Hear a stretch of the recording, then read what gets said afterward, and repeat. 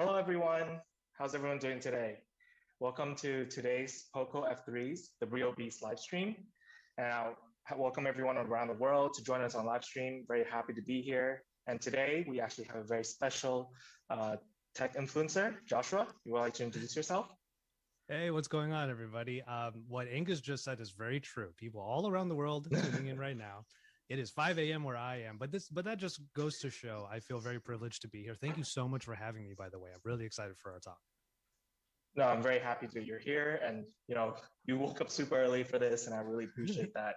Um, so yeah, today we're going to talk about the Poco F3. So this was the device that was launched almost 3 weeks ago, around mid-March. I remember, if I'm correct. Maybe not even mid-March, a little bit later. But yeah, I'm very happy to be here and very excited to talk about this phone. So today, we have three colors here: the Poco F3 in here.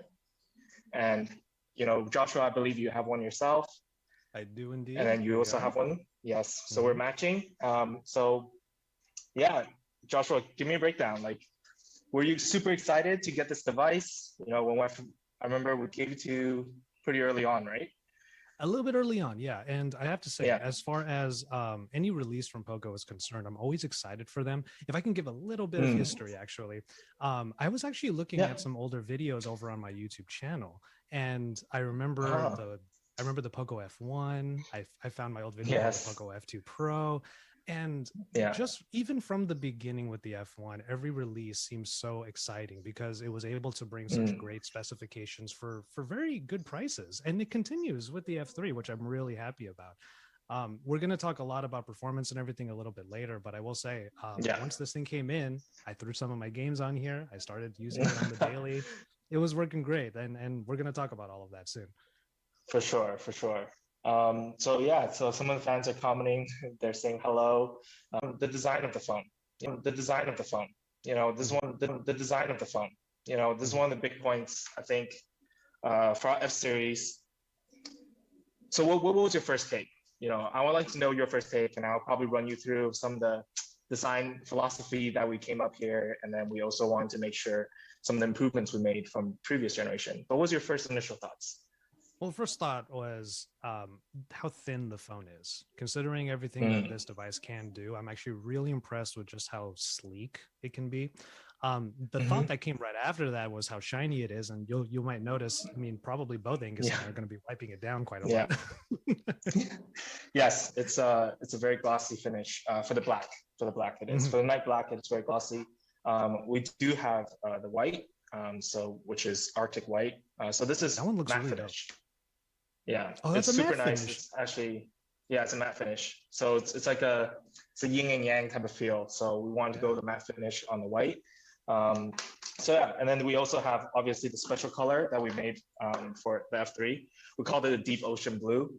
So obviously it was like three different type of blues into one device technically because it's got like three IDs. But yeah, it was super exciting when I first saw this. I thought that the whole design was very unique. And it was really difficult to nail this down. I think it's so difficult right now is that we're still trying our very best to push these out to our users.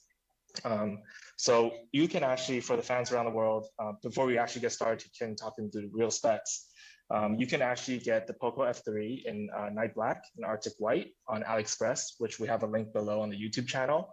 And you can apply the early bird coupon from AliExpress to get these for only $2.99, and $2.99 in some regions only for $2.99 USD, and also some for 2.99 euros. So it's like an absolutely killer deal. Absolutely. So today we will talk about why this is such a cool phone to have and how great it is.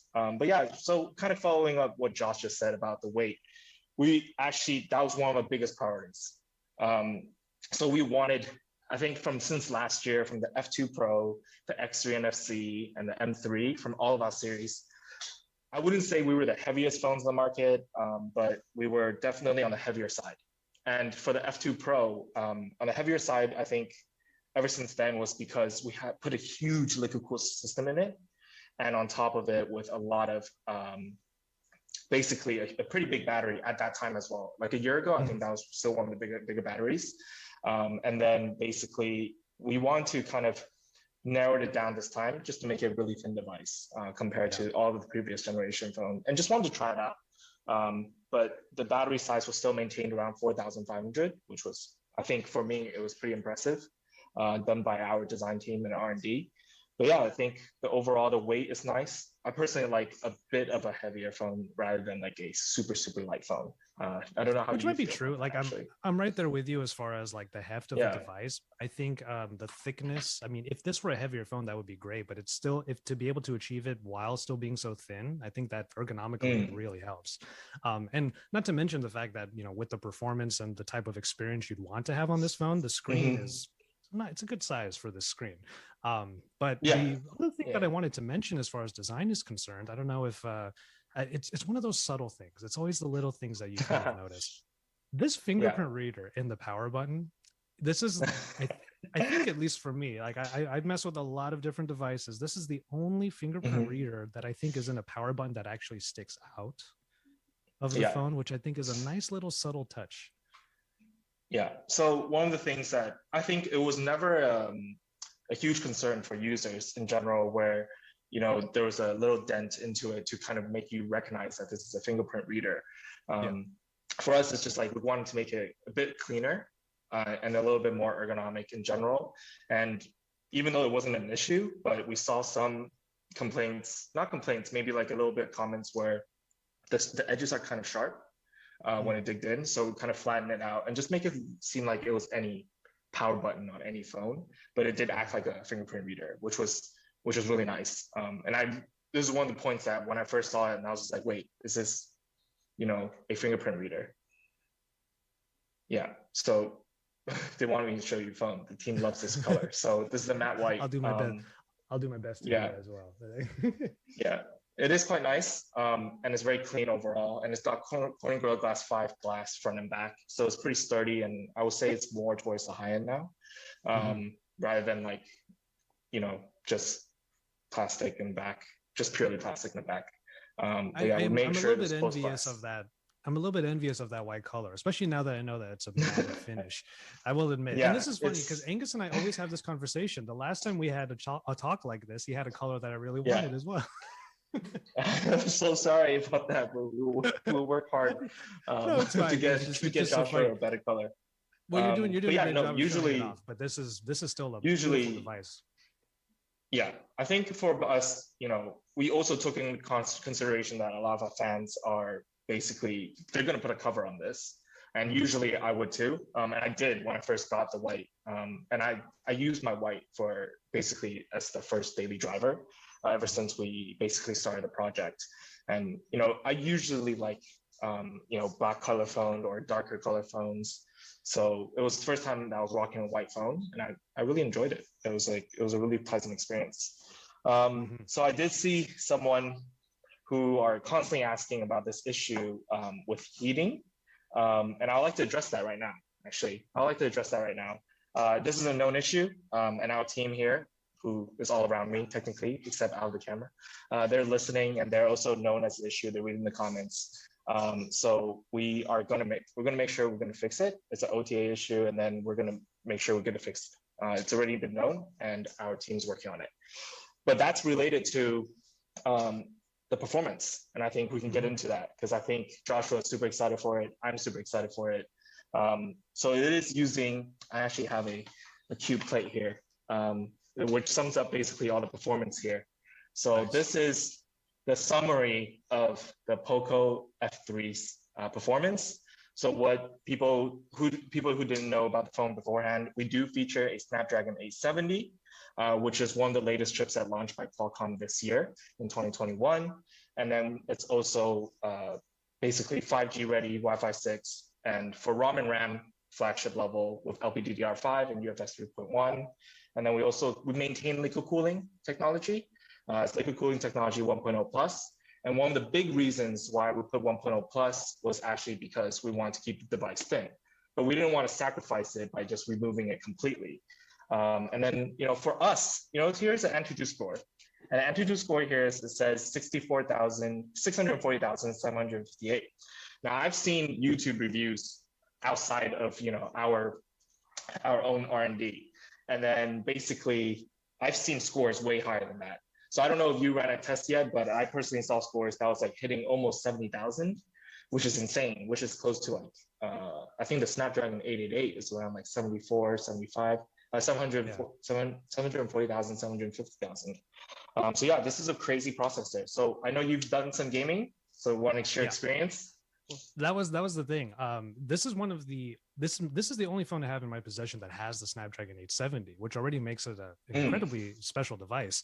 And while the scores, and people can probably expect that the scores are not going to be quite as high as the Snapdragon 888, but let me just allay anybody's concerns. It's not really that big of an issue at all, because this is still like a powerful processor, and the phone is doing a great job with all the experiences that I'm having. You mentioned benchmarking and scoring and whatnot. I actually don't do many benchmarks anymore. I used to a lot, but it really came down to the moment I set up the phone, certain apps and certain games get installed immediately, and it's through those particular experiences that I want to know if the performance is up to par. And I got to tell you, I've gamed on this phone more than anything else over the last few weeks since I've gotten it. I'm very satisfied with the performance so far. And the Snapdragon 870, especially with the 5G. I actually have a funny story. We're going to keep talking about, we're going to keep coming back to gaming more and more while we're talking. For sure. I'll give one quick example right now. While I was playing Wild Rift one time, I was like in the middle of a match, and I'm not the best at the game yet, but in this particular moment, everything all of a sudden froze. It had nothing to do with the phone. My internet went out. So I just turned off the Wi-Fi. Yeah, I turned off the Wi-Fi, went straight to the 5G, and I was able to get right back in. And I was able to finish the entire match and actually win the match solely on 5G connection. Nice. So I was like, it's good to have so much of this like high specification here. So it all pays off. No, I mean 100%. I think most of the time when I actually game, I actually play on 5G. I think it's just more stable for some reason. Whether during at home or in the office, when I try out games, I actually just leave it on 5G. But yeah, it's a 5G able device. So for the regions who do have 5G, this is awesome. It is great, and it's got good connectivity. So one of the things that I think was really shocking for me was that when we first basically started gaming on this, because we had to do a various of tests, and I would just download Genshin Impact, I would download Call of Duty, and then Honor of Kings, and start trying it out. I think one of the things that really, really satisfying was that I never experienced like a frame rate lag, like even when it was like 1 hour through of gaming, which was honestly shocking for me at one time. I think this is one of the points a lot of people, talk about. Basically, do we need the latest flagship processor like all the time? Like is Snapdragon 888, like basically if you don't have it, you can't do any gaming with it. But actually, when I first thought that, and I saw the 870, even though it's basically a modified 865, which was last year's flagship.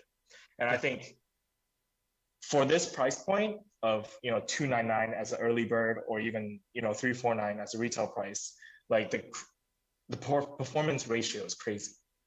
Like when I realized that, okay, it's better than last year's flagship, and there are some phones out there that's selling for 1,000 euros last year for 865, or just above 800 euros, and you're getting that same performance with a little bit more boost on top of it for $299.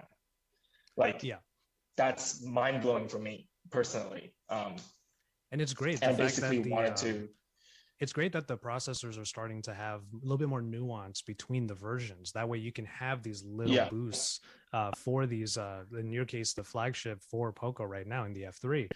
But, what's funny is a lot of the conversation that we're having in terms of really high performance and all of the settings that you can turn on in games, we were having those discussions already last year anyway with the 865, and it just continues with the 870. So like the experiences are just getting bumped up little by little and all in the right direction. So I'm very happy to be able to experience the 870 because of this phone. Yeah. I mean, at the end of the day, it's taking all the benefits of 865, right? I think everyone knows that 865 was a great processor. Like last year, it was literally, the king of processors up until the 888 was announced. And even then, I feel like because I was using the F2 Pro before getting my hands on this, and I was gaming throughout F2 Pro, which features the A65, I never had a problem with it. You know, if I went back right now and I used the A65 phone, I'm not going to feel like, oh, it's so much laggier than the A70 or the 888. So that was kind of the reason why I really appreciated how R&D did this and made this an actual device that, you know, could have such amazing performance for such a low price. So one of the things I also want to mention was that at this price range, UFS 3.1 and LPDDR5 is also quite rare to see.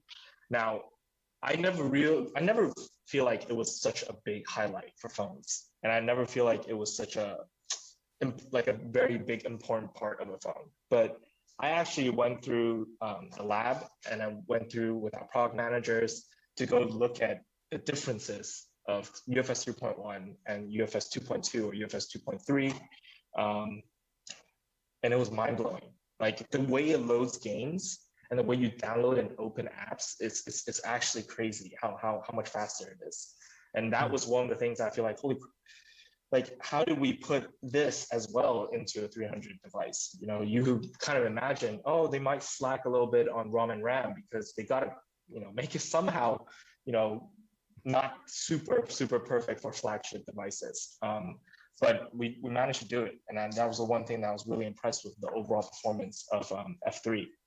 Yeah, that's a really, really good point. Especially, again, we come back to the whole price point discussion because, you know, this thing is called the real beast. And when you think about what that terminology is supposed to be, what are the things that you're doing literally every single day? And it's using your phone. And it's actually like, whether it's playing games or it's doing something in terms of productivity, you need to have a beast in order to handle all of those things. So you're right. Like, it's not just the processor, it's also all of the bits and pieces around that engine. So yeah, I'm like you, I never really noticed those little subtle things like the UFS 3.1 or anything like that. But yeah, now that you mention it, I haven't had any input lag. I haven't had any actual loading lag or anything like that. Multitasking is perfectly fine. There are times when I would put the game in the background, watch a YouTube video, and still be able to come back to the game without it having to reload. Yeah, it's crazy. I think that was one of the things that I was like super impressed. And then, you know, one of the things that we got to talk about since we've gone through this is actually how it displays the performance. So we got to talk about display. Now display was one of the bigger pain points for us as a whole team since last year, since the F2 Pro, right? I think the F2 Pro, we put on an amazing AMOLED screen. However, there was only 60 hertz. It wasn't high refresh rate. And that was one of the biggest complaints or feedback from users all over the world, not just the people who bought it. I think it turned off even some people from buying it. So one of the big focus points for us for the F3 was, look, we nailed performance last year. Let's try to nail display. And this year, I truly believe we put in even more effort on display, more than ever, you know, and it's actually one of the best displays on the market right now. So it's called the E4 AMOLED, and it does feature, you know, the 120 hertz that fans, you know, were craving for since last year. And, you know, it's not so uncommon now. I think 120 hertz is not super uncommon. But it is still flagship level. You know, we're still not seeing anything too much above that. And if you do, it's probably in like specific gaming phones. So 120 was good for us. But one of the things that we actually took up another notch was actually the touch sampling rate. The touch sampling rate was actually 360 hertz touch sampling rate. Indeed. So when you were gaming, when I was gaming, I think it was basically it was solved a lot. Basically, it was super fast. When I was like, you know, touching and reacting. And it was actually a little bit noticeable compared to the F2 Pro when I was doing it, which was significant improvement from our side. Yeah. So I was wondering how's your overall experience? Maybe you watched some videos as well. Yeah, I'm a media junkie through and through, so there's always going to be like Yeah. YouTube playing or anything like that. And actually, I was going to mention I actually kept one of this of what you guys call the super wallpapers. I kept it on here because I just love the way that the AMOLED was showing off this green pasture, this particular wallpaper, which is a great example of why the AMOLED colors are so nice. And I have to say, it's been a wonderful experience. Like especially jumping into a lot of different games and a lot of different media, the colors are really nice. The contrast ratio is lovely. And of course, that 120 hertz refresh rate, you're absolutely right. That last year with the F2 Pro, it just wasn't one of those specs that you would see more often in like general phones, unless they were specialized in, let's say, gaming or anything like that. But now, you know, you have this particular display with the 120 hertz refresh rate. It's awesome. I will always prefer the higher refresh rate. And it's really great that that it's able to come on, like, again, a phone that's thin, pretty light, you know, just the performance is even more, you can feel it even more because of that refresh rate. It just kind of gives you that extra feel. One other thing you were mentioning, I mentioned earlier that the UFS 3.1 is one of those things that you don't really notice. Like you just enjoy your experience. The same thing goes for the touch sampling rate. I've had no latency as far as touch is concerned or anything like that. Obviously, that's going to be the case because it's 360 hertz on here. But again, it's one of those little things that you don't really notice, but it benefits you all the time. Correct. Yeah. I think it's one of the things that, I mean, obviously a lot of people say it's, you know, on a phone, it's only actually really useful when you're gaming. Otherwise, it's not really fully turned on, or it's switched back to default. However, I think one of the things I want to make sure is that we can try to push our, you know, our display to the limit and try to make sure it can get as good as it gets, and then still keep the price to a very low. So for everyone who joined mid-middle, you know, F3 is still available at an early bird price today on AliExpress, and it's only for $299 to start with. So it's crazy. So I am seeing a lot of fans trying to ask some questions. So it's always out of stock.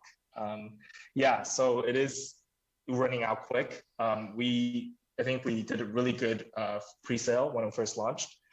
So it is running out really quick. So I think fans around the world who really wants to try this device out or get it, you need to act quick. I think it's a great device.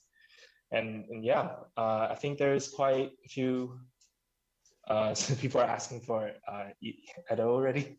Edo will be joining us very, very soon. He'll be coming very soon. So we do have a special guest, as well as for those who joined us from last week from Poco X3, we have also another amazing fan from Poco community who's going to join us very shortly. There is no shipping to Morocco. So actually, if you can contact that on community, we'll make sure that we can try to find out a way to get you to ship it there. Will there be an F3 Pro? So this is a question that I've been getting for a while, and I'm not gonna lie, I might have getting it ever since. Yeah. So Joshua did ask this question. As of right now, I would say there's no massive plans for Pro. It's not an impossibility, but there's no concrete. I'm not going to say that we're going to launch it for sure. But we will have new devices coming out sooner than most people will expect.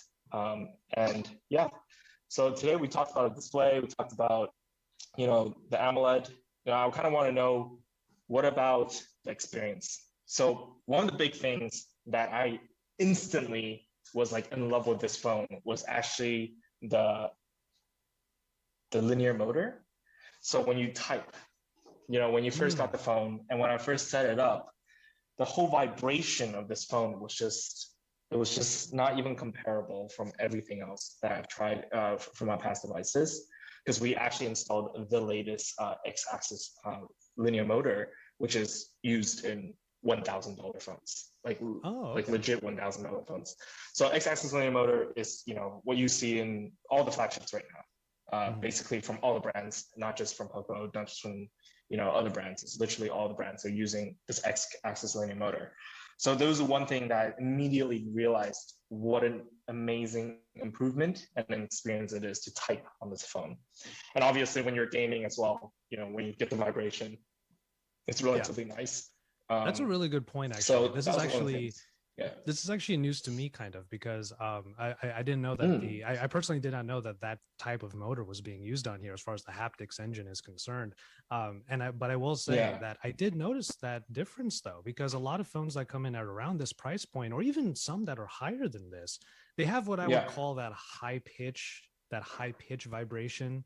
That's sort of like a dead giveaway. It's like that sharp. It's not. It's sharp. It's like sharp. It's a dead giveaway that it's not like the highest quality motor in there, and it's a good. That's news to me. I'm really glad that you mentioned that, because now I can put actual like detail behind that particular aspect. That's really awesome. Yeah, I think it's one of the features I really appreciated. And then we obviously also have dual speakers. So dual speakers is also one of the things that we went from F2 Pro's single speaker, which was a special single speaker. I do admit that when I used F2 Pro, that single speaker was oddly loud, to the point that I was like, I'm not sure if this is single. But this time we actually put dedicated speakers on the top and bottom, which gives a really nice like audio experience and video experience in general. I actually used my X3 Pro and the F3 to actually listen to podcasts at night. I've tried with both, and both was amazing. I like to usually listen to podcasts and just leave my phone on in the bed, it's like just needs to be a little bit above the minimum volume, and I can hear it crystal clear. It's awesome. So one of the also things, I don't know if you had an issue, was like when you're gaming sometimes, when you're holding it like this, like you block your speakers, but because these are like quite loud, like at the end of the day, it'll just go through, and it doesn't get blocked completely. But yeah, it's one of the things that we considered, and was why we put in dual speakers as well. But yeah, what do you think of the sound quality? Yeah, the dual speakers are doing a lovely job, and I actually have a couple of anecdotes as far as that. To be fair, the high-res wireless audio is something that I leverage a little bit more. I'm wearing these headphones right now. I tend to have earbuds in, but also I'm also kind of a fan of audio glasses, so I tend to have some form of audio that's always. Awesome.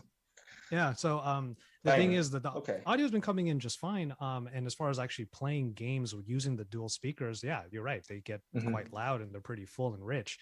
To kind of mold the audio and the display experience, I actually have a video of all of my gaming experience that will be coming out on my YouTube channel a little bit later today. Sweet. So if you want to see even more about these details, you can see that over on my channel, youtube.com/Joshua Vergara, if I can plug that real quick. But one thing that I bring up is that while you could be using the great performance in the phone for mobile gaming, there's also game streaming. And coupling the game streaming, like if I were to do remote play to my consoles, or like, let's say, Game Pass streaming or anything like that, the display really does a great job with that. So it's a great display. And then I can use the speakers. Since I have the phone in a controller, I'm not covering up those speakers. Right. So even then, it's not a problem. The speakers do a great job of letting me play those game streams. So there's so many different ways that you can leverage the different features that you guys put into this phone, which is awesome. Awesome. No, I really appreciate like how much you really enjoy this phone. I can tell you guys, you tried out a bunch of things on it. It's awesome. I think I really appreciate that. And it's why I love chatting with, a reviewer, because I think you guys dig deep into the device and maybe even figure out some of the things that we don't actually know, or we don't even try. So it is almost 8:30, and I see that a lot of fans who are asking, so is Poco going to launch in India? I think there's a lot of fans asking that. As of right now, I don't have an official answer. That is an answer that you actually, if you go to Poco India and actually also follow Anuj, who's the head of Poco in India, he will actually have more information. I'm not in a position to talk about it, but I hope everyone can go ask that. And it is time for 8:30. I would actually like to invite Edo into our live stream. Edo is a big community and Poco fan who's been really active on the Poco community. And yeah, let's get him in. And he's also been having fun with the Poco F3. So let's get him in and talk about it. So is Edo in it? He'll be popping any moment. There we go. Yeah, there we go. There we go. Hey, Hey Edo. guys. Hey everyone. Hello. Yeah. My name is Chiang. Usually my friend call me Edo, and I am one of Poco enthusiast team in Poco community. Mm-hmm. And my job is creating a special content for the Poco community, like talking about the latest Poco smartphone like the Poco F31. Yeah. Mm. Yeah. Cool. No, nice to have you on board. I see a lot of people are saying hello to Edo from Poco community. Yeah, I was going to say our fan has fans. That's amazing. Yeah, no, it's awesome. I think our Poco enthusiast team at Poco community is doing an awesome job. I had a great time last week talking to one of the fans named Chris, which was X3 Pro. So I'm really excited to get Edo on here. So Edo, I see that you have yourself a Night Black Poco F3. So share your experience, share your experience, what you loved about it, and what have you done with it, and then let's talk. Yeah.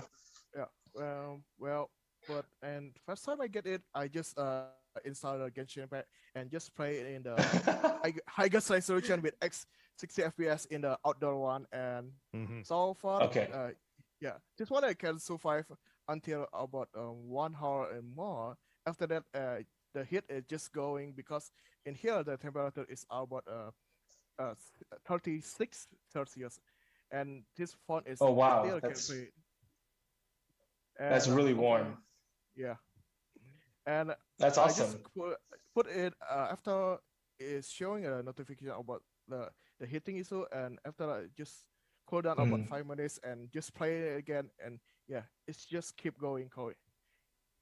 Yeah, that's awesome. That's good to hear. So I see people are actually mentioning the dimming issue again for F3.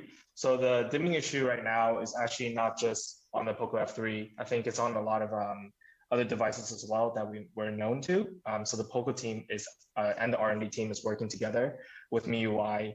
It will be a software OTA update to fix the issue. This could be an issue of the compatibility of the game and the chipset or the software, something that we're looking into. But for me personally, I actually didn't get that much. I don't think it ever happened once for the dimming issue. So for the fans out there, if you guys want to know, we're working on it and it will be a fix available soon.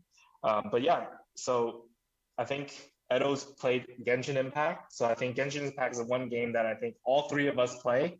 I think Genshin Impact it's a pretty demanding game. Like I didn't expect it to be, but it is. Like at the end of the day, what's great is Edo and I were talking right before we came on about how games like Genshin are a great example of how with the performance we have in these phones, now we can change graphics settings. Like that sort of aspect of the PC world is starting to become part of our phones, which is pretty amazing. And like we were talking about Genshin, of course, but there's also Wild Rift, League of Legends Wild Rift, which has been a game I've been playing a lot on this phone. Just to bring it up, because of its settings, it can actually get up to 120 frames per second, but it's not selectable yet. So it's on the developers to, I mean, this phone can do it, guys. Like, come on, Wild Rift developers, you gotta turn those features on. Yeah, no, 100%. I think Genshin's max at 60 right now, right? Yeah, right now it is. I believe it's 60 is max. But yeah, I think it's a great phone. But yeah, so Edo, what do you think of the whole phone? Besides just the performance, what do you love about it? What do you love about it most? I like the most actually is a display one. Yes, it's a AMOLED. Okay. And yeah, the one feature I like is always on display because Okay.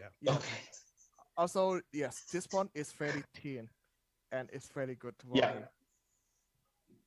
Okay, so do you actually use your phone usually without case or with case? I actually want to know because this is a very interesting question that we never get to seem to get that many of an answer to it. Yeah, actually it's quite nice, to be honest. Okay. Well, Josh, do you usually use a case? I know you have so many phones that I don't know if you bring it out too much on the street, but I'm sure you're just filling with at home. It's so funny because what I always appreciate Especially, I think pretty much every Poco device I've ever used has come with some sort of case in the box. Like it's part of the unboxing experience. I think that's really cool. And then in this case, like it's clear that you guys know that the phone is a good looker. That's why the case is clear. So I'm really into that. The only times that I really need it is when, so this is kind of a personal thing, but like for me, when I know that I'll have like the phone slipping in my hand, that's when I go reach for the case. But otherwise, usually it's just on its own. Yeah. And more so than we were talking about earlier, but more so than any other Poco phone, I think this has like such sleek and good looks. So I don't really want to cover it up too much. The only reason why I would cover it up is if I want to put like one of those rings on the back. To watch content. I know what you mean. Yeah, no, 100%. I think no, because for me, before I started to have a bunch of phones on my desk, that I could just switch like literally every day. I actually can't live without a case. I'm weird. I just feel like I feel bad if I have a scratch on my phone and then I like get really sad and I want to replace it because it's not perfect. But yeah, well, I know that early in my career, I made a name for myself by dropping phones. I don't actually do that. So let me just say. Okay, fair enough. Yeah. No, 100%. I think it's one of the things that it matters to us because, we have to take in consideration at Poco. Even I think, Edo, when you're working in Poco Enthusiasts, one of the things that I think fans at the end of the day would most likely put a case on once they buy the purchase or buy the phone. But it's nice to appreciate without it. And I think all three of us have done that. And it's why we kind of like appreciate the whole overall design. But even with a case, I think because the phone is so thin originally, it's not that thick of a phone, even then. Yeah. So I just saw someone says I already ordered mine from Austria, which is awesome. Congratulations, you have the real beast. You've tamed the real beast very soon. So that was a joke that we love to make with my colleagues. But yeah, so Edo, I think you've joined in Enthusiast for quite a while now, and I know you've been experiencing our phone. So one of the biggest things that's happening in the Poco community, and I think Josh, you probably will do this in your review as well, that you guys take a lot of photos, and this is a time where I want to get a lot of people's thoughts on camera. Now, camera is one of the points where I think it's not like a new complaint by users or fans, but we're kind of going against the overall smartphone industry flow, right? Because everyone is, all the newest flagships, all the latest phones are like, oh yeah, we got the best camera.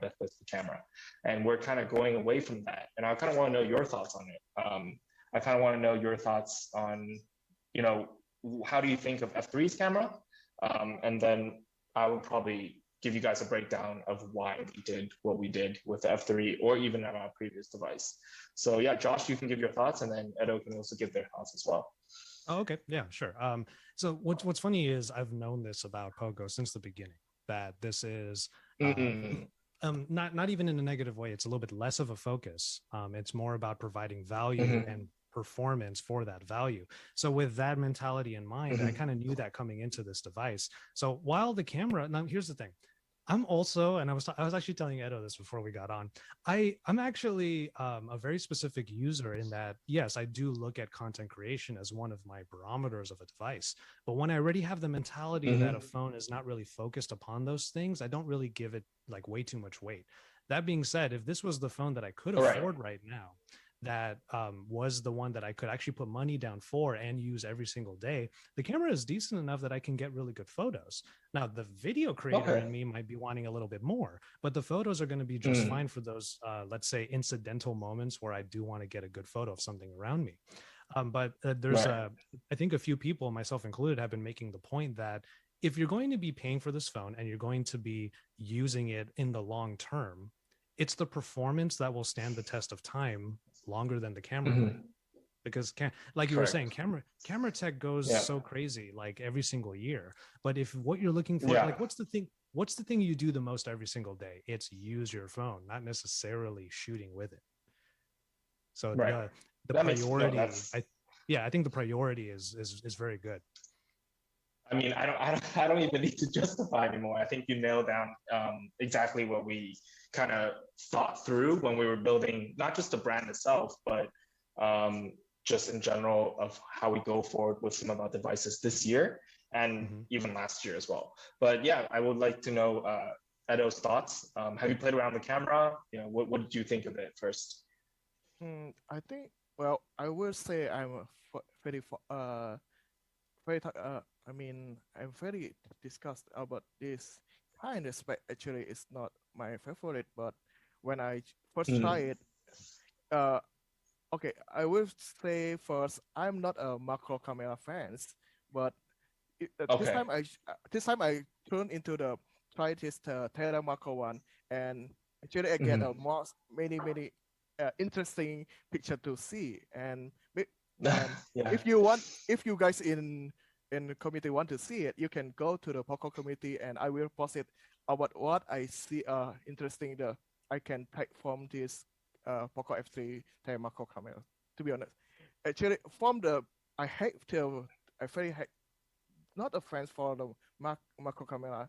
Now actually I become a very fans with this Terra macro Okay, camera. cool. Awesome. And No, it's good to hear. yeah, I'm right there with Edo, because I think it was with the gosh, which one was it? Was it with the F2 Pro or the X3 NFC? I'm trying to remember which phone it was, where I was using the macro camera and I was actually really impressed. And I was just like, oh, awesome. Probably the F2 Pro. It was pretty okay. It was probably, yeah. That sounds right. I remember using the macro camera there, and I thought, oh, I actually like these photos. Like normally it's not the case, but I actually like these photos. And it kind of continues here. I'm right there with you, Edo. Yeah, because the Terra macro actually is you can see about different world, like we usually like using a ultrawide landscape camera, landscape photo. But using a Terra macro, actually you can see many interesting photo with this. Totally. Yeah, no, definitely. I think so. The interesting story is that we were discussing, because you know when we talked about this phone, we wanted to fit in the 5 megapixel telemacro photo, which was also used on the Poco F2 Pro. And that was one of the features that we absolutely loved as a team. And we also saw the effects that it took and basically thought that it's actually pretty good, I think, when people explore it. I think it's kind of been, it's not been ruined, but it's also kind of been, you know, people are saying that, oh, we don't need depth sensor, we don't need macro photos, we don't need macro lens, we just need ultra wide and main camera. But at the same time, I feel like by having this option of telemacro, you can actually take a complete different type of photos that's just available on your phone. Like, I think that it's rare to have a macro lens on a phone that's like just in your pocket. Because like when you want to take macro photos from a DSLR or like an actual camera, it's like, it's so much, it's a hassle. It's like, it's a big thing to try to actually accomplish. So I think one of the big things that my personal favorite was definitely the macro lens. I think when I went on a shoot with the Poco F3, and then I was, you know, basically checking all these macro shots that they were taking, I was so impressed. But to kind of sum up everything we just talked about, like what you guys said, what Josh and what Edo said about the overall camera is pretty good, and it's not like it's the worst camera. It's definitely not the worst camera, but it's not the, you know, it's not the best side, because we have 108 megapixels pushing out by a bunch of companies. And 64 is pretty common. And then also the big sensor sizes with low megapixels. So one of the reasons what Josh kind of says, and want to re-emphasize on a lot of our fans, was that we did put performance as priority. And that has been, you know, I think Joshua, you know, that I've been kind of emphasizing that throughout all the series, not just F series, but all the series. And the reason behind that is that at the end of the day, I think one of the big things that we saw from our fans, not just, you know, besides the camera comments, was that, you know, they want a phone with a performance that lasts 2+ years, you know. And if we were to actually push out a phone that has 108 megapixels and then put in a 888 or 870 or 865 at that point, I can just tell all the fans right now, it's like, I can't keep, like, it's a great phone, it might be the perfect phone, but it won't be at this price range. And it'll lose that. It will just become a whole different category, right? It's just not possible from a product level and from a market level, industry level. And there are other companies out there right now, for the camera enthusiasts, there is 108 megapixels around 300 to 400 euros exist, but then they'll push in a processor that is significantly less powerful than the A70 or the A60. And I think one of the things that I think if you guys have played around with a lot of cameras and a lot of phones is that even when you have a great sensor, but you don't have enough power to power that sensor, the photos actually don't come out as great as it could be. And also the experience is not super nice. So at the price range of $299, we focus on performance rather than the overall, trying to aim for the perfect phone, because I don't think that really exists with the perfect price. So yeah, I mean, really for us, we focused. Yeah, I think that's a really good point, because I think that even if you have quote unquote the perfect phone, if you can't afford it, you're not going to have it anyway. Exactly, right? I think it's just I mean, I can't emphasize enough. I think, for our low variant of 299 on A70, 48 megapixel triple camera, and we didn't talk about the audio zoom yet, which we will very shortly. I want to know both of your comments on that as well. It's crazy. It's crazy because for 3 times of either of these prices, you're potentially getting an 888. You are getting an 888, but the power difference between 888 and this, it's not 3 times the price at the end of the day. It's not 3 times the performance, which is why I think for everyone who wants the F3, check out the link below for AliExpress and check if you can be delivered to your location. And if not, ask Poco Global at social media account or at community to basically check if they can be delivered. But yeah, I think the one thing that I want to emphasize was that the audio zoom. Now, this was an interesting feature. And we weren't 100% confident how people would feel about this. So I want to know your thoughts, actually. What did you think about this rear dedicated microphone? I'm actually really happy that it was there, because when it comes to vlogging, which is something that I do on occasion, so right. But it's good for the audio to actually be really good on there. And I think the first thought that I had was that when the audio was actually coming out quite nice in the videos that I was recording with the rear camera, I would turn it around. I actually had it on, so I should actually show you. But when I would turn it around and actually like vlog using the cameras on here, I was very impressed with the audio, and I kept thinking to myself, well, of course it would be, because it's also got a great microphone array for like gaming and whatnot. So maybe it's just leveraging that. But now you're saying that it's like it's a specific feature to the camera. So yeah, I'm down for it in general. As far as, like I was saying before, I might not vlog too often on this phone, but at least I know that the audio is going to come out quite nice. Right. What do you think, Edo? Have you tried out the audio zoom feature? Yes, actually, but I'm not a for the vlogging. Actually, I just tested. Oh, okay. And I tried over the sound. I think it's this sound which actually come from, but when I just realized it, actually it's from the middle one. When I zooming, the voice actually is quite clear for me. Yeah. Yeah, no, I think one of the things that we wanted to, we were unsure about was the audio zoom, but once we tried it and once we played around with it, we were pretty confident that, like, look, this is a pretty cool feature that we can put into this phone for $299. So it was pretty fun for us.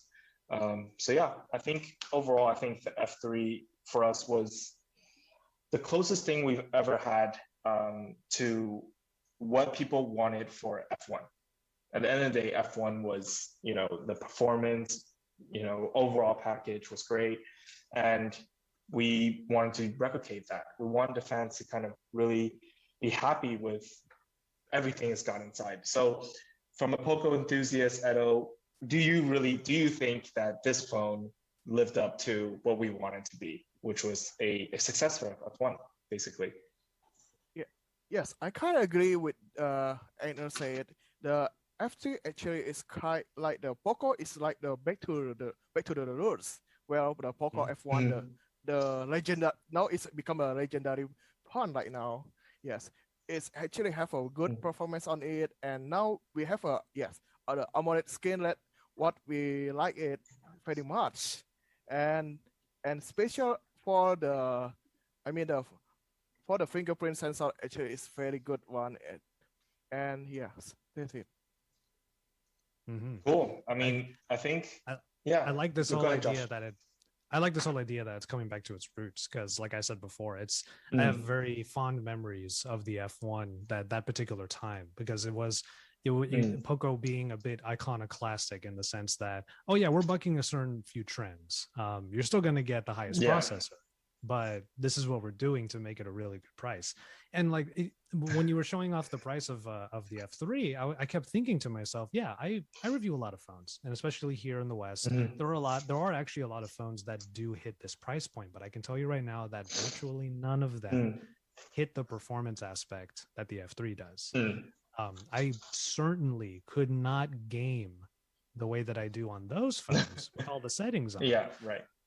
So yeah, it's fantastic. And seeing that graphic that you have in your hands there, I was like, yeah, I could think of maybe like 5 different phones that are coming at $299 or $349, but literally none of them I would pick over this as a daily device. I mean, that's great. I mean, I'm so pleased to hear that, to be honest. But yeah, 299 actually have a very special story to it. So I don't know if you guys know, 299 was actually a specific early bird price we wanted to do, because 299 for the Poco F3 is actually the same early bird when we first launched the F1 roughly 3 years ago, and it was the same early bird price in Europe when we first launched in Europe. And I think that was one of the things that, it was kind of a subtle hint of saying like, look, we really want this to be as good as what the fans thought of F1. And we believe that from the performance ratio, from all of the specs and experience, is going to basically make it happen. I think one of the things that I want to ask, because we don't have that much time left, we have roughly around 10 to 15 minutes. That went by kind of quick too. I kind of want to, I know, I mean, I enjoy this. I'm loving that you and Edo are here just chilling, and we're just basically chilling with everyone, basically on YouTube, Facebook, and Twitter. But, I think we talked about all this, specs about the F3. I want to hear some improvements that we can make in the future. And this is coming from a tech influencer view, coming from a fan. And I love all the fans on YouTube are, just come join us, talk about it. It's okay. I'm here to open to all of your advices, and your complaints is what's gonna, what I'm gonna screenshot and then send it to the team and be like, look, these people want this, want that, and that's how we actually do things. At the end of the day, what sticks to our mind is how many times our users are constantly saying, oh, for example, like last year, everyone's saying, oh, bring 120 Hz AMOLED, where's the high refresh rate? The first thing we talked about was high refresh rate in the Poco F3 meeting. We're just like, hey, does it have high refresh rate? Okay, it does. Okay, cool. So that was one of the things that the fans really wanted. So today we're gonna do that the same thing. We're gonna talk about. Okay, I just saw someone say come back with the 3.5mm jack and the SD card. Okay, so that's. So I want to know your thoughts on that. I know. Joshua, you said that you use a lot of wireless earphones, and then Edo, are you a big fan, or do you think it's essential to have a headphone jack? Because we did have it for the F2 Pro, but we moved it for the F3 because we wanted to keep it really thin. So I was wondering, what do you guys, what are your thoughts on that actually? And thanks for the fan for actually mentioning that. Go ahead, Edo. I want to hear your thoughts first. Okay. Actually, it's question back to the viewers also. How often you bring your earphone with a the headset with a 3.5 head jack to go outside? Usually people bring not a 3.5 headphone jack headset to outside, but only for the indoor one. And I know what people like it, because for the latency for the gaming, because using the Bluetooth one, when you play in game in using a headset, of course you prefer the have a 3.5 headphone jack.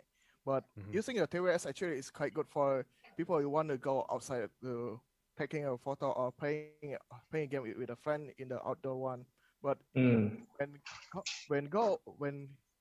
I mean when go to uh, indoor, usually not people will prefer using the 3.5 headphone jack. Okay, understood. I do agree with some of the thoughts in terms of like latency. I will say latency is actually very low. I use wireless audio all the time. Like I mentioned before, I usually use wireless audio glasses, and that's one of the ways that I get the sound. But I will say one of the reasons why I would think the 3.5 millimeter headphone jack would be nice is because of like not necessarily battery life on the phone, obviously battery life on the actual headphones themselves. So there are just certain times when you want that as a backup.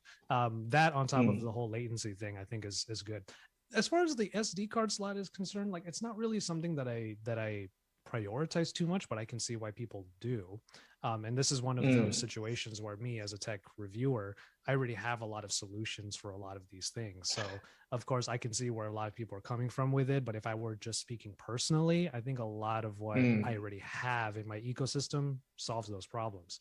So if I had to think of one improvement, I mean, we already had the whole discussion about camera earlier, but if I can think of one improvement aside from the headphone jack, one thing that I've leveraged on this phone, and to be honest, you know, we know that the performance and the screen are great on this phone, but if I had to pick one feature that is one of my favorites, but I still want to see improved, it's the fast charging. Because there are times the battery comes down, I throw in that 33-watt fast charger, and it takes maybe just under an hour for it to come back to full, and that's great. I would love to see that get even better from here on out. You know, faster charging, especially for those long gaming sessions. Fair enough. No, I mean, 100%. I think one of the things that we've heard that from not just from you, but from a lot of fans was basically fast charging is something that they would like to see. So that's noted. I think I'll tell every fan that's noted. Yeah, it's already great. So yeah. All I'm saying is keep it going. Yeah. I understand. Edo, what were you saying? I'm saying talking about 3.5 headphone jack. I was informed with inside the Poco F3 boxes, you have the dongle. That's true. That is true. Yeah. So I was just going to mention that. You have already. Yeah, technically yes, but I think for me personally, I would say that it's sometimes a hassle because you could lose it and it's annoying. But yeah, we put it in there just so we want to make sure at least you can get some sort of wired connection for your headphones. So I do understand, you know, for fans who are asking for the 3.5 mm headphone jack, it's definitely something that we're still looking for, but there is a converter. So yeah, so today I think we are we're running out of time soon, but there's still a couple minutes left. So I just want to recap for everyone. So today, everything that me and Joshua and Edo talked about today for the Poco F3, you can get it for $299. Now, this is today, AliExpress opened their sale. The link is below. And it's not going to last forever. This is a limited deal. Like everyone needs to realize that $299 is a limited deal. And usually it's going to be $349, which personally to me, it's still a great deal. I think it's still sitting under, as long as 400 euros range. I think it's still an amazing price. This is just even more amazing. So one of the things that I think I would like to kind of mention, I know there's one thing that me and Edo and Joshua hasn't talked about was, what are your thoughts right now on the overall software on Poco in general? Like when you turn on your phone, do you enjoy the current software? I want to touch on these points because I know that a lot of fans ask all of this and you know, almost every day in my posts on Twitter, they'll ask about, you know, software, or I see software comments. So I want to know what are your current thoughts and what kind of improvements can we make in the future? It's definitely something we're looking to do. So yeah, you guys can give your personal thoughts. I'll admit right off the bat that the moment that I get past the initial setup, Since I'm familiar with a lot of these software versions, I go straight into the settings and I find a lot of things that I would turn off. Not to say that I don't like those features. It's just I like as much of a streamlined experience as possible. Like for example, I don't have any icons on here. Everything's in the dock, for example. And even then, when I scroll up and I do the app drawer, normally there are categories up here. I make sure to turn those things off. So like one thing that I will give MIUI a lot of credit for is that there are so many features, a lot of which can actually be really fun, like floating windows and whatnot, if you go looking for them. I suppose for me, I just like to have as much of a minimal experience as possible. So it takes a little bit of elbow grease, a little bit of work to get it to where I want it to be, but it's good that I know how to get to that point. Otherwise, all of those extras it's good that they're all there, I will say. Okay, understood. And Edo? Actually, I using the MIUI actually is quite long, about let's say about 7 years already, and actually I don't have any problem, to be honest. And the new ones using the app drawer, actually I quite like it. And to be honest, actually it's so close to the almost the stock Android the design for all. Yeah, I remember the early days. Like you're getting closer and closer to that experience. That's nice to see. I think one of the main goals, and this is a push, I think, not just from me personally, but from the whole team, that we're going to try to make a software push, and hopefully by sometime this year we'll push out a huge update. And I just saw someone comment, bring more updates to the phone, and we hear you. We're working on it. Don't worry. It's definitely in the works. So yeah, today I think we covered a lot. I think everyone, we went through all the specs, and we can all agree this is a great phone. It's not just me being biased. I think everyone needs to know I'm not being biased. For $299 or $349 for the higher variant, for the 8 gig plus 256, and a 6 gig and 128 gig for $299. Both are amazing prices, and you guys, all the fans, need to go check it out. It's a great experience. I had a lot of fun with it, and I still have a lot of fun with it. I use this and the X3 Pro on my desk every single day, and sometimes as my daily driver as well. So yeah, I'd like to thank Edo for joining us. So Edo, I think I saw a lot of people shout your name. So you're clearly doing an amazing job in Poco Enthusiast. Thank you, guys. And I'm really happy to see that. And I would love to see a lot of the fans sit on Poco community. And Joshua, always a pleasure. I'm glad you enjoyed this phone. I'm also glad that we have this talk, and I hope to see you more often. We got to communicate more often. You got to share your T brand with me and everything. So yeah, I think this is all for today. I'm supposed to give a leak according to my team. No, it's not a leak. So yeah, we've launched F, we've launched X. You guys should know what's coming up next. And it's going to be more than you expect in a lot of ways. And I'll tell you that we still have a long roadmap ahead of us in 2021, and we have big plans coming up. And yeah, so keep in touch with Poco Global on our social media accounts. And also you can follow my personal account or Kevin. Kevin is our head of global. So he'll also make some announcement as well. So yeah, but for now, everyone, thank you for your time. I really appreciate everyone who joined the stream. And also please make sure to check out Joshua's video after this live stream. I believe he's posting it. And also Edo's post on Poco community. I'm sure he's gonna share a lot of awesome things. So yeah, everyone have a good day, have a good night. It's lovely speaking to all of you. So we'll sign off now. So bye Joshua, bye Edo. It was good seeing you guys. Thank you so much, everybody. Thank you.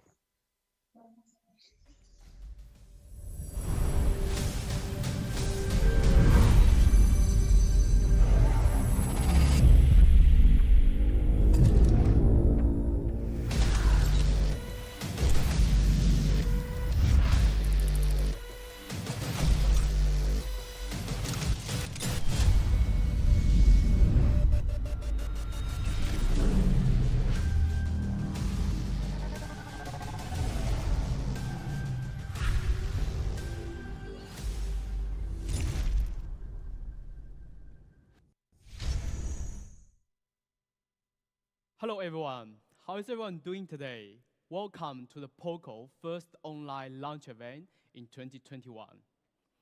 My name is Kevin. I'm the head of POCO Global. Since last year in May, we launched the POCO F2 Pro, which was at time, and even now, one of the most affordable flagship killer with a Snapdragon 865. Then, we had the POCO X3 NFC, which really disrupted the mid-range market with flagship specs such as 120Hz refresh rate and 240 touch sampling rates and features like dual speakers. And the POCO M3 was an entry-level battery based, packing 6,000 mAh battery and all the essential and more. All three devices were loved by the media and was really priced for its performance and value.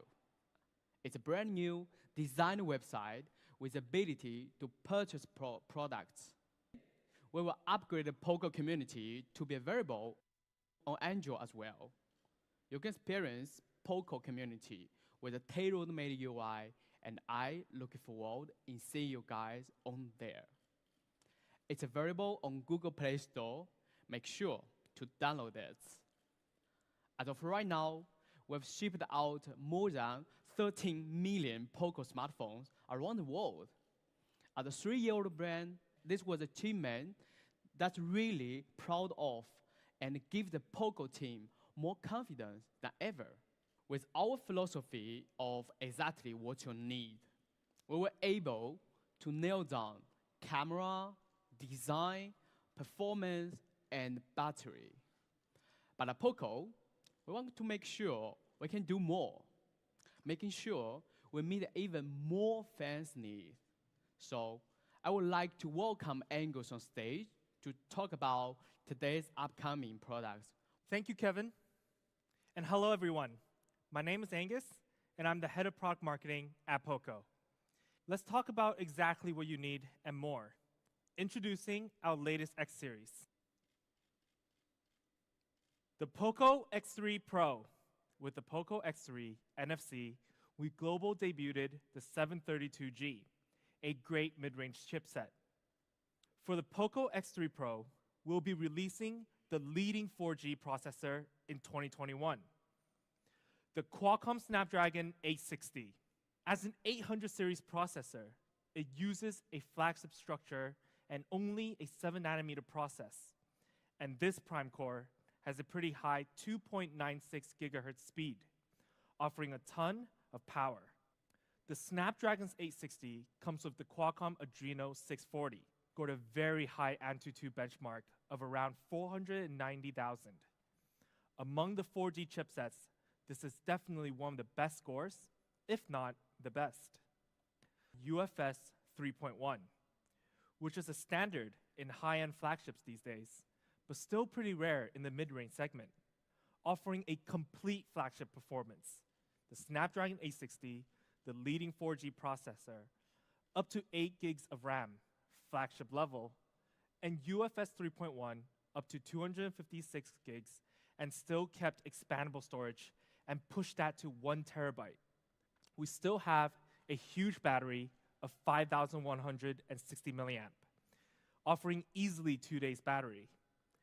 So POCO X3 Pro, more performance with flagship 4G processor, flagship 8 gigs RAM option, flagship UFS 3.1 storage, up to 256 gigabyte, that awesome 5,160 milliamp battery with 33 watt fast charging. And of course, we did keep the liquid cool technology 1.0 plus for sustainable performance. Now, thanks to the performance upgrade, the POCO X3 Pro can get even more creative than before. Using the 860 with the AI performance boost, more software features are made available. Let's take a look at the X3 Pro's camera. Now, the X3 Pro still features a quad camera setup, a 48 megapixel main camera using the Sony IMX582, a 119-degree ultra-wide camera, a macro camera, and a depth sensor. But because we have the Snapdragon 860 AI capabilities, we can capture not just during the day, but also at night. But most importantly, we do have the video features that's powered by the Snapdragon 860, specifically video clones and dual video.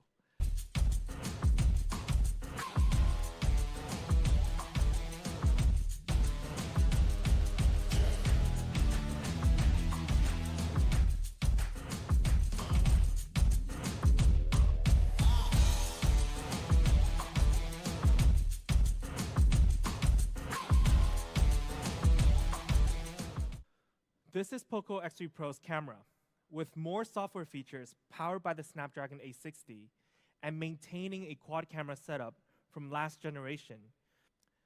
And now for design. We've also changed a little bit on the X3 Pro. The Poco X3 NFC was a unique looking device, but we wanted to make it even cooler than before. And it's still a flagship level display that features 120 Hz refresh rate and 240 Hz touch sampling rate. On the X3 Pro, we added Corning Gorilla Glass 6, giving flagship level display protection. So to sum it all up, on the X3 Pro's design, we have 3 new colors: Phantom Black, Frost Blue, and Metal Bronze. All 3 looks really good. Anti-fingerprint sides to keep it more clean, a massive 6.67-inch dot display that still maintained 120 Hz refresh rate and 240 Hz touch sampling rate. All that protected by Corning Gorilla Glass 6 in the front. This is exactly the design and display you need and more. So we kept some great features from the Poco X3 NFC. Big battery of 5,160 milliamp and 33 watt fast charge, 120 Hz refresh rate and 240 Hz touch sampling rate on a 6.67-inch dot display. The dual speakers, the Z-axis linear motor, NFC, IR blaster, and headphone jack. The features we had in exactly what you need. And when it comes to more, we gave you a 800 series processor, the 860, leading 4G processor, up to 8 GB of RAM, up to 256 internal storage of UFS 3.1, and Corning Gorilla Glass 6 and a quad camera with more software features. This is exactly what you need and more. Price. I believe today we won't disappoint our fans at all. We will be offering a great price. But for the X3 Pro, for our base variant of 6 GB and 128 GB, we do have an amazing price. We actually have an early bird pricing on the base variant for 199 euros. If we take a look at this chart, look at the upgrades, then the retail price and the early bird compared to the X3 NFC. Can you see how amazing and crazy this pricing is? If we break it down, our retail price for the Pro is 20 euros less than the X3 NFC and 50 euros less in early bird. Now, for our higher variant of 8 GB plus 256 GB, we also have an amazing price. For the high variant, we actually have an early bird price of 249 euros. Now, to get this crazy price phone, the X3 Pro, it will be available from March 24th to April 1st on early bird pricing specifically for these channels. Our new official Poco website will be one of the first channels you can check out, so make sure you mark your calendars. Now, we'll also be coming soon on a lot more platforms, so please follow our official accounts in your regions to stay up to date on when it will be available.